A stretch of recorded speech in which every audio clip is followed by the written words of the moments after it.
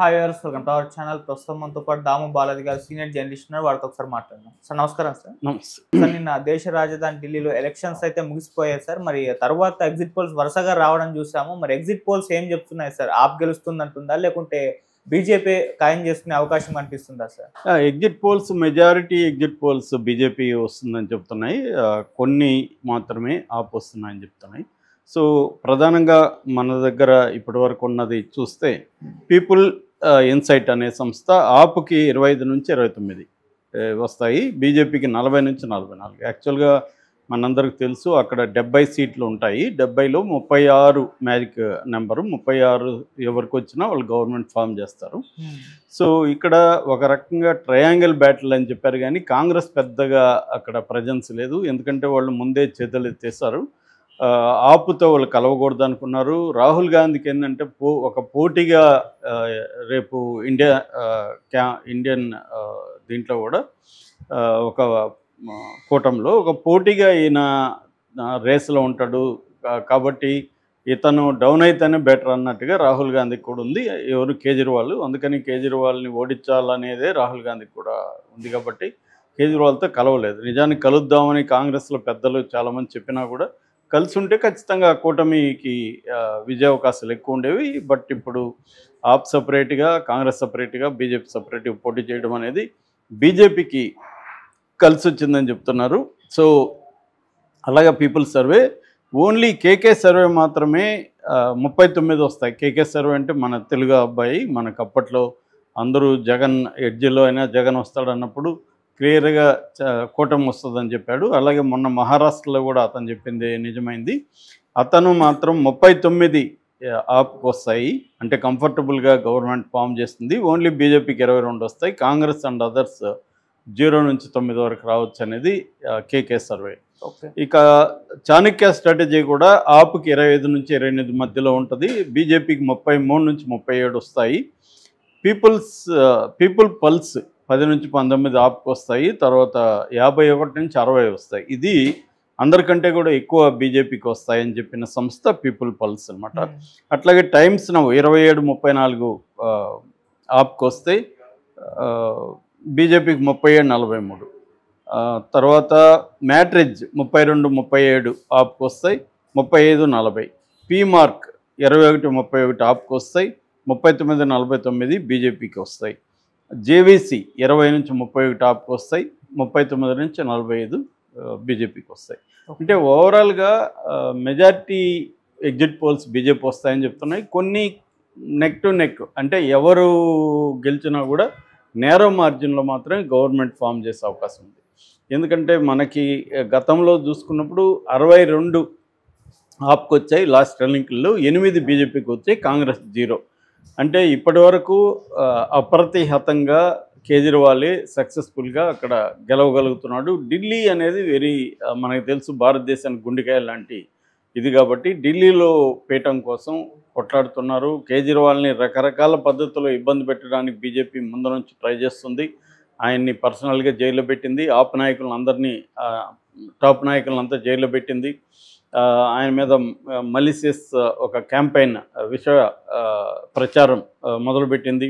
దాని తర్వాత గవర్నమెంట్కి అధికారాలని చాలా వరకు తీసేసి అక్కడ లెఫ్టినెంట్ జనరల్ పెట్టి, లెఫ్టినెంట్ జనరల్ దగ్గరే అన్ని రకాల అధికారాలు ఉంచుకోవడం, లా అండ్ ఆర్డర్ దగ్గర నుంచి మున్సిపల్ వ్యవహారాల దగ్గర నుంచి అన్నీ ఉంచుకోవడం అనేది చూసాం మనం. అయినా కేజ్రీవాల్ బ్యాటిల్ చేస్తూనే ఉన్నాడు. పంజాబ్లో గవర్నమెంట్ ఫామ్ చేయగలిగాడు. గోవాలో కొన్ని సీట్లు వచ్చాయి.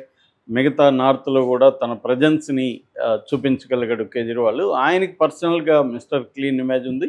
మొన్న ఢిల్లీ లిక్కర్ స్కామ్ కూడా తన పార్టీకి ఆప్కి ఫండ్ తీసుకున్నారన్న అభియోగం తప్ప తను పర్సనల్గా తీసుకున్నారన్న అభియోగం ఆయన మీద లేదు.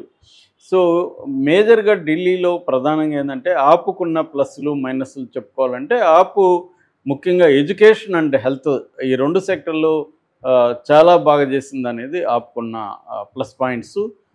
అట్లాగే ఫ్రీ పవర్, ఉచిత విద్యుత్ ఇవ్వడంలో కూడా ఇది ఉంది.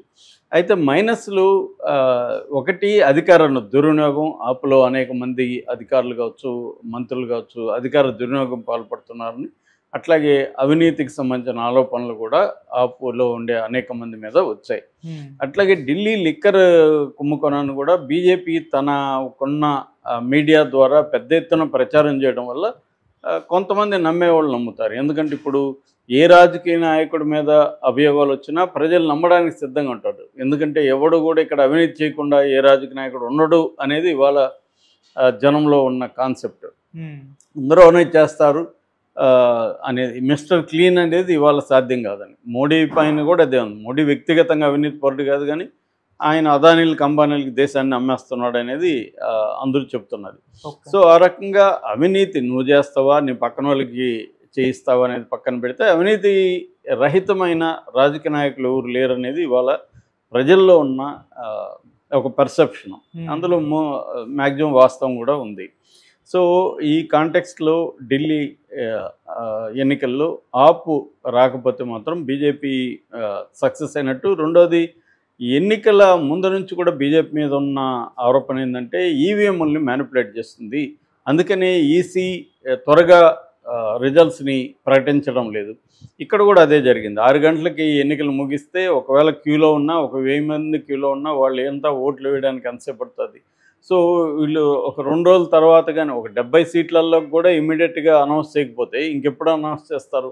సో ఇది ఆరోపణలు ఆల్రెడీ ఉంది ఈసీ. ఎందుకంటే ఈసీ నియమించేది ఫైనల్గా మోడీనే కాబట్టి పేరుకి కమిటీ ఉంటుంది, కానీ అల్టిమేట్గా మోడీ అనుకున్న వాళ్ళే 2-3 ఈసీ అధికారులు ఉంటారు కాబట్టి ఫైనల్గా వాళ్ళు మోడీ కంట్రోల్ ఉంటారు, మోడీకి అనుకూలమైన నిర్ణయాలు తీసుకుంటారు. సో అది ఆరోపణలు ముందు నుంచి కూడా చేస్తున్నారు. అట్లాగే పెద్ద ఎత్తున ఓట్లు వేయడానికి జనం కూడా రాలేదు. గతంలో కంటే కూడా ఈసారి తక్కువే అంటున్నారు, ఇంకా పర్సంటేజ్ అయితే రావాల్సి ఉంది. సో ఏదేమైనా కేజ్రీవాల్ ఓడిపోయే అవకాశాలు ఎక్కువ ఉన్నాయనేది చెప్తున్నారు, ఏదైనా మిరాకిల్ జరిగి గెలిస్తే తప్ప. సో ఎవరు గెలిచినా మాత్రం టైట్ రోప్ ఇదే ఉంటుంది, విన్ అనేది ఉంటుంది. మంచి మెజారిటీతో అయితే ఇక్కడ గవర్నమెంట్ ఫామ్ చేసే పరిస్థితి లేదు. కాకపోతే సింబాలిక్గా కేజ్రీవాల్ గెలిస్తే మాత్రం బీజేపీకి కొంత ఇబ్బంది వచ్చే అవకాశం నార్త్లో కూడా. ఎందుకంటే అందుకనే చాలా పట్టుదలతో బీజేపీ మొత్తం తమ నార్త్ ఇండియా నాయకులంతా మోహరించింది. దాంతోపాటు సౌత్ ఇండియా వాళ్ళని కూడా తీసుకెళ్ళి మన చంద్రబాబును కూడా లాస్ట్ మీట్లో అక్కడ మీటింగ్ పెట్టించారు. ఈవెన్ పవన్ కళ్యాణ్ కూడా తీసుకెళ్దామంటే ఆయన స్పాండిలైటిస్ అండ్ హెల్త్ ఇష్యూస్ ఆయనకు ఉండడం వల్ల ఆయన వెళ్ళలేకపోయారు, రెస్ట్ తీసుకుంటున్నారు. సో అందువల్ల చంద్రబాబుని అక్కడికి తీసుకెళ్లారు. అంటే అన్ని రకాల అస్త్రాల్ని బీజేపీ ఢిల్లీ పీఠాన్ని గెలుచుకోవడం కోసం ఉపయోగించింది. ఇటు ప్రభుత్వ యంత్రాంగం దుర్వినియోగం కావచ్చు, ఇటు రాజకీయ నాయకుల్ని యోగి లాంటి వాళ్ళని అక్కడ మోహరించడం కావచ్చు, అట్లాగే ఒక విష ప్రచారాన్ని ఎప్పటి నుంచో కేజ్రీవాల్ మీద చేయడం కావచ్చు, కేజ్రీవాల్ అండ్ నాయకులు ప్రజల్లో తిరగకుండా జైళ్ళలో బంధించడం కావచ్చు, అనేక రకాల ఎత్తుగడల్ని బీజేపీ అక్కడ ట్రై చేసింది. సో దాని ఎత్తుగడలు ఫలించే అవకాశం ఉంది. అలా ఫలిస్తున్నప్పుడు ఏంటంటే ఒక బ్యాడ్ ఇదేంటంటే వీళ్ళు ఇదే ఎత్తుగడల్ని మిగతా అన్ని చోట్ల కూడా చేసుకుంటూ వస్తున్నారు. ఇది మరొకసారి సక్సెస్ అయితే ఇది అవ్వచ్చు. రెండోది ఏంటంటే బడ్జెట్లో కూడా మిడిల్ క్లాస్కి వరాలు ప్రకటించడం, ట్యాక్స్ వరాలు 12 లక్షల వరకు ట్యాక్స్ లేకుండా చూడడం, అది కూడా ఢిల్లీ ఎన్నికల మీద బాగా ప్రభావం చూపింది. అలాగే